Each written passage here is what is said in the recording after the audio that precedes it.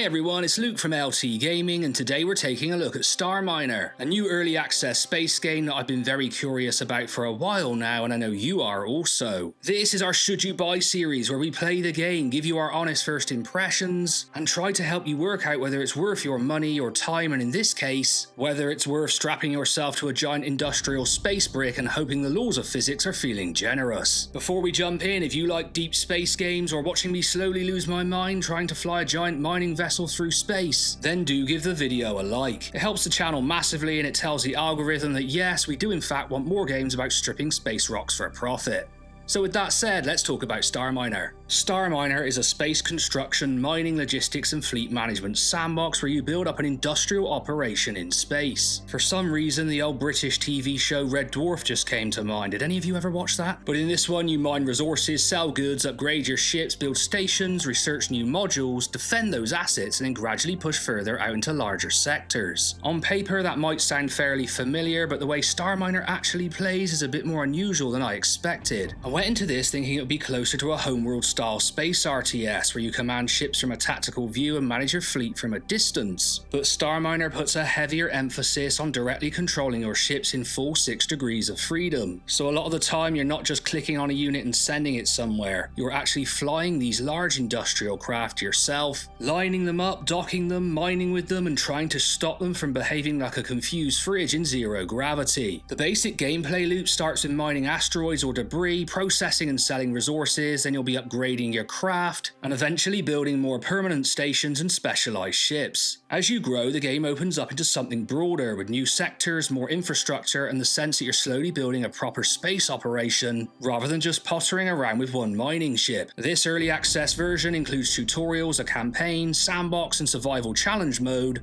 although some options and features are still not available yet. For instance, I couldn't pick some of the extra planets in sandbox mode. There's also a threat layer here. As your operation expands, enemies begin to take notice and you'll eventually need to defend what you have built. That means weapons, defensive platforms and custom ships become part of the equation. But the key thing to understand is that Starminer is slow. Very slow. It is deliberate, physical, and sometimes quite ponderous overall. Progress takes time, mining takes time, movement takes time, and whether that feels immersive or frustrating will depend heavily on what kind of space game player you are. This is the kind of stuff all those other YouTubers won't tell you. Let's jump into some good stuff. The first thing I want to praise is that Starminer genuinely attempts to do something new. I really went in expecting something more familiar, but finding out that I would actually be piloting ships in 6 degrees of freedom was a really exciting surprise. It gives the game a unique identity, and I always enjoy seeing something fresh like this. You're basically handling these big heavy industrial machines in space, and when it works there is something really satisfying about that. It can be challenging, fun and occasionally frustrating, but it absolutely gives the game character. Those control systems do start to make more sense the longer you play as well. You can lock the camera behind your ship by hitting V. There's some advice to some other content creators out there. It's a useful option once you realize it's there, and the positioning tool is useful for getting your head around movement and orientation. I definitely got better at piloting and controlling craft over time, and that gave the game a nice learning curve. There's also a sense you're slowly getting to grips with these awkward, weighty machines rather than just clicking buttons and watching everything happen automatically. Visually, Starminer is excellent. The scale of the environments, the lighting, the asteroid fields, the ships, the glow of the engines and mining lasers, it all comes together really nicely overall. The atmosphere is a real call out here for me, with the graphics and music combining to create a proper space spectacle. Some really strong musical tracks there, and you can use the player on the right hand side to pick the ones that you want to listen to. It's a nice little touch. Performance was also rock solid for me, with everything turned up to ultra and ray tracing on. For reference, I was using a 4070 Ti, and from my experience the game ran very well. I also really enjoyed the sense of scale once the campaign started to open up. Moving into new sectors gives the game a much bigger feeling, and the modular building is a lot of fun. Adding unique parts to your spacecraft, setting up sustainable space stations and slowly building out your industrial base gives Starminer that sense of wonder you want from a deep space sandbox. For an early access game, there's a decent platform here already, and while we know there is fatigue around early access, I do think Starminer has the foundations of something potentially great. Just a quick interlude to say most of you who watch the channel are not subscribed.